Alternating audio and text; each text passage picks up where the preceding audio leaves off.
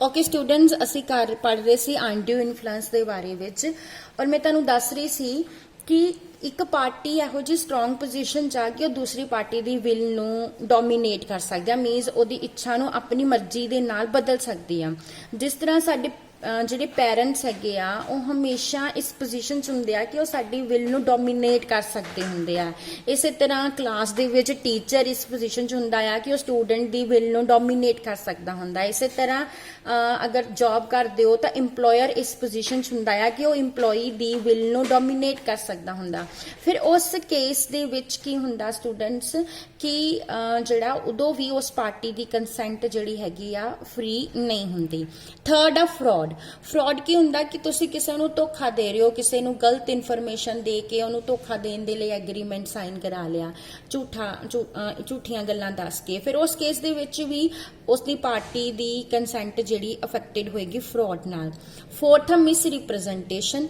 Miss representation च की हुंदा स्टूडेंट्स की ਇਹਦੇ ਵਿੱਚ ਵੀ ਜਿਹੜਾ ਹੈਗਾ ਗਲਤ ਇਨਫੋਰਮੇਸ਼ਨ ਦਿੱਤੀ ਜਾ ਰਹੀ ਹੁੰਦੀ ਦੂਸਰੀ ਪਾਰਟੀ ਨੂੰ, ਬਟ ਜੋ ਬੰਦਾ ਇਨਫੋਰਮੇਸ਼ਨ ਦੇ ਰਿਹਾ ਆ ਉਹਨੂੰ ਖੁਦ ਨੂੰ ਵੀ ਪਤਾ ਨਹੀਂ ਹੁੰਦਾ ਕਿ ਉਹ ਗਲਤ ਇਨਫੋਰਮੇਸ਼ਨ ਦੇ ਰਿਹਾ ਆ। ਸੋ ਇੱਥੇ ਫਰਾਡ ਦਾ ਕੇਸ ਨਹੀਂ ਆਂਦਾ, ਇੱਥੇ ਜਿਹੜਾ ਮਿਸ ਰਿਪਰੈਜ਼ੈਂਟੇਸ਼ਨ ਦਾ ਕੇਸ ਆ ਜਾਂਦਾ ਕਿ ਉਹ ਇਨੋਸੈਂਟਲੀ ਜਿਹੜਾ ਗਲਤ ਇਨਫੋਰਮੇਸ਼ਨ ਉਹਨੇ ਦੇ ਦਿੱਤੀ ਔਰ ਉਹ ਕੰਟਰੈਕਟ ਸਾਈਨ ਹੋ ਗਿਆ।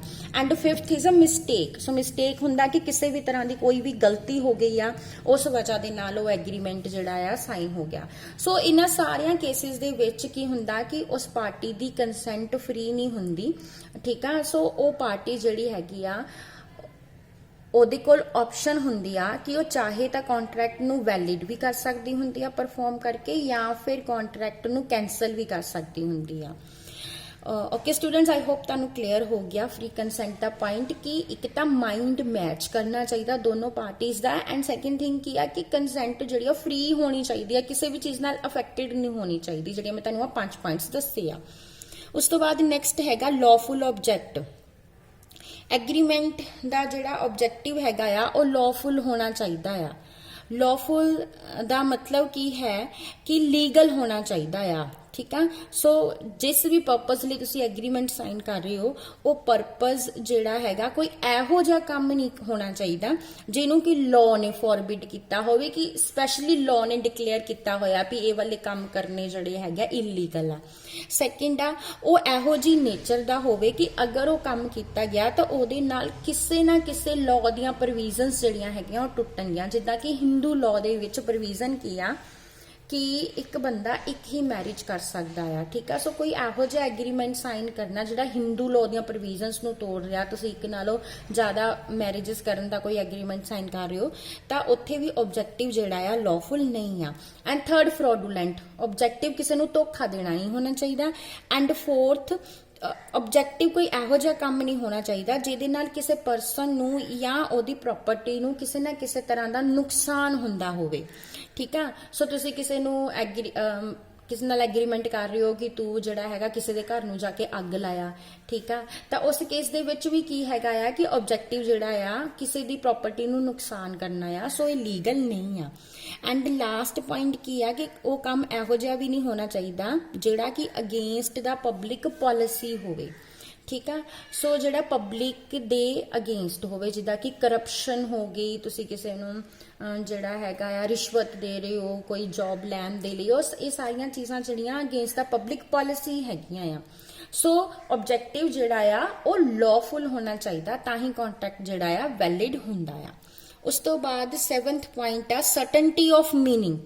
एग्रीमेंट का जिहड़ा मीनिंग है ना वो सर्टन होना चाहिए, क्लीयर होना चाहिए कि तुसी जिद्दां कि हुण आपां अगर गल कर रहे हैं कि गड्डी वेचनी आ तो किहड़ी कार आ, किहड़ी कंपनी आ, किहड़ा मॉडल आ, ठीक आ, ओदी की पोजीशन आ, ओदा की कलर आ, ओदे बारे ईच एंड एवरीथिंग जिहड़ी हैगी आ वो क्लीयर होनी चाहिए आ। सो एग्रीमेंट का मीनिंग जिहड़ा आ वो बिल्कुल सर्टन होना चाहिए, इदां दी कोई अनसर्टनटी जिहड़ी आ ओदे विच नहीं होनी चाहिए, भी कोई भी इहो जी चीज़ नहीं होनी चाहिए जिहड़ी क्लीयर ना होवे दोनों पार्टीज नूं। नैक्सट पॉइंट है पॉसिबिलिटी ऑफ परफॉर्मेंस।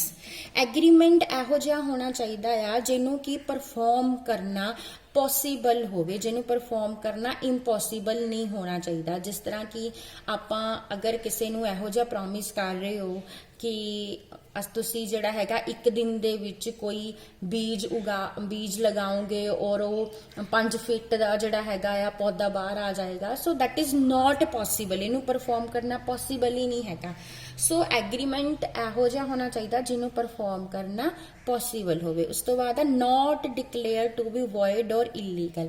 ਐਗਰੀਮੈਂਟ ਇਹੋ ਜਿਹਾ ਕੋਈ ਵੀ ਕੰਮ ਨਹੀਂ ਹੋਣਾ ਚਾਹੀਦਾ ਜਿਹਨੂੰ ਲਾਅ ਨੇ ਸਪੈਸੀਫਿਕਲੀ ਇਲੀਗਲ ਡਿਕਲੇਅਰ ਕੀਤਾ ਹੋਵੇ ਵੀ ਆਹ ਕੰਮ ਕਰਨੇ ਇਲੀਗਲ ਨੇ ਜਾਂ ਵੋਇਡ ਨੇ। ਸਟੂਡੈਂਟਸ ਇਹ ਵੀ ਅਸੀਂ ਇੱਕ ਚੈਪਟਰ ਦੇ ਵਿੱਚ ਡਿਟੇਲ 'ਚ ਡਿਸਕਸ ਕਰਨੇ ਆ ਵੀ ਕਿਹੜੇ ਕੰਮ ਨੇ ਜਿਹੜੇ ਕਿ ਕੋਰਟ ਨੇ ਇਲੀਗਲ ਡਿਕਲੇਅਰ ਕੀਤੇ ਹੋਏ ਆ। ਐਂਡ ਲਾਸਟ ਹੈ ਲੀਗਲ ਫਾਰਮੈਲਿਟੀਜ਼। ਕੁਝ ਕੰਟਰੈਕਟਸ ਜਿਹੜੇ ਹੈਗੇ ਆ ਉਹ ਔਰਲੀ ਵੀ ਕੀਤੇ ਜਾ ਸਕਦੇ ਆ ਜਾਂ ਰਿਟਨ ਵੀ ਕੀਤੇ ਜਾ ਸਕਦੇ ਆ, ਬਟ ਕੁਝ ਕੰਟਰੈਕਟਸ ਇਹੋ ਜਿਹੇ ਹੁੰਦੇ ਜਿਹੜੇ ਰਿਟਨ 'ਚ ਹੋਣੇ ਜ਼ਰੂਰੀ ਹੁੰਦੇ ਆ, ਉਹਨਾਂ ਦੀ ਰਜਿਸਟ੍ਰੇਸ਼ਨ ਹੋਣੀ ਜ਼ਰੂਰੀ ਹੁੰਦੀ ਆ, ਕੋਈ ਪਾਰਟਿਕੂਲਰ ਸੀਲ ਲੱਗਣੀ ਜ਼ਰੂਰੀ ਹੁੰਦੀ ਆ, ਕੋਈ ਸਟੈਂਪ ਪੇਪਰ ਤੇ ਹੋਣੇ ਚਾਹੀਦੇ ਆ। ਸੋ ਅਗਰ ਇਹੋ ਜਿਹਾ ਕੋਈ ਫਾਰਮੈਲਿਟੀਜ਼ ਹੈਗੀਆਂ ਤਾਂ ਉਹ ਫਾਰਮੈਲਿਟੀਜ਼ ਵੀ ਫੁੱਲਫਿਲ ਹੋਣੀਆਂ ਚਾਹੀਦੀਆਂ ਆ। ਸੋ ਸਟੂਡੈਂਟਸ ਇਹ 10 ਐਸੈਂਸ਼ੀਅਲ ਐਲੀਮੈਂਟਸ ਨੇ ਜਿਹੜੇ ਕਿ ਬਿਲਕੁਲ ਕਲੀਅਰ ਨੇ, ਐਂਡ ਅਗਰ ਇਹ 10 ਦੇ 10 ਪ੍ਰੈਜ਼ੈਂਟ ਹੋਣਗੇ ਤਾਂ ਹੀ ਉਹ ਕੰਟਰੈਕਟ ਵੈਲਿਡ ਹੋਏਗਾ। ਇਹਨਾਂ ਵਿੱਚ ਕੋਈ ਵੀ ਇੱਕ ਐਲੀਮੈਂਟ ਵੀ ਮਿਸਿੰਗ ਹੋਏਗਾ ਤਾਂ ਕੰਟਰੈਕਟ ਜਿਹੜਾ ਹੈਗਾ ਆ ਵੈਲਿਡ ਨਹੀਂ ਹੋਏਗਾ। ਸੋ ਸਟੂਡੈਂਟਸ ਆਈ ਹੋਪ ਤੁਹਾਨੂੰ ਕਲੀਅਰ ਹੋ ਗਿਆ ਹੋਊਗਾ। ਇੱਕ ਕੁਐਸਚਨ ਨਾ ਪੇਪਰ 'ਚ ਆਉਂਦਾ ਹੁੰਦਾ ਆ ਕਿ ਆਲ contracts are agreements but all agreements are not contract comment, ਕਿ ਸਾਰੇ ਕੰਟਰੈਕਟ ਤਾਂ ਐਗਰੀਮੈਂਟ ਹੁੰਦੇ ਆ ਬਟ ਐਗਰੀਮੈਂਟ ਕੰਟਰੈਕਟ ਨਹੀਂ ਹੁੰਦੇ। ਕਮੈਂਟ ਕਰੋ ਜੇ ਤੁਹਾਨੂੰ ਇਹ ਕੁਐਸਚਨ ਆਂਦਾ ਤਾਂ ਤੁਸੀਂ ਉਹਦੇ ਵਿੱਚ ਆਹੀ 10 ਐਸੈਂਸ਼ੀਅਲ ਐਲੀਮੈਂਟਸ ਜਿਹੜੇ ਹੈਗੇ ਆ ਵੈਲਿਡ ਕੰਟਰੈਕਟ ਦੇ ਲਿਖ ਕੇ ਆਉਣੇ ਆ। ਔਰ ਸਟੂਡੈਂਟਸ ਇਹ ਕੁਐਸਚਨ 15 ਨੰਬਰ ਦਾ ਤੁਹਾਡਾ ਜਿਹੜਾ ਹੈ ਪੇਪਰ ਦੇ ਵਿੱਚ ਆਉਂਦਾ ਆ। Thank you.